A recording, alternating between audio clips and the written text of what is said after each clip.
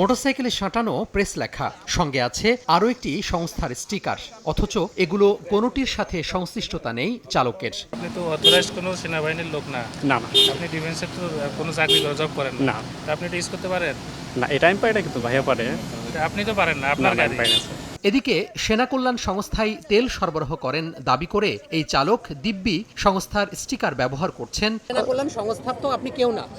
আমি তো ওই জায়গায় বিজনেস করতেছি ওদের সাথে। বুধবার রাজধানীর ডেমরা স্টাফ কোয়ার্টার এলাকায় বিভিন্ন সংস্থার নামে ভুয়া স্টিকার ব্যবহারকারীদের বিরুদ্ধে অভিযান চালায় ওয়ারির ট্রাফিক বিভাগ। এ সময় দেখা যায় আইনশৃঙ্খলা বাহিনীর সদস্য, গণমাধ্যম এবং বিভিন্ন সামাজিক ও মানবাধিকার সংগঠনের নামে অবৈধভাবে স্টিকার ব্যবহার করছেন অনেকে। প্রায় অর্ধশত যানবাহন সংশ্লিষ্টদের আইনের আওতায় আনা হয়, আটক করা হয় একজনকে। অনুমোদনহীন স্টিকার ব্যবহারকারীদের বিরুদ্ধে অভিযান চলবে বলে জানিয়েছে ডিএমপির ট্রাফিক বিভাগ।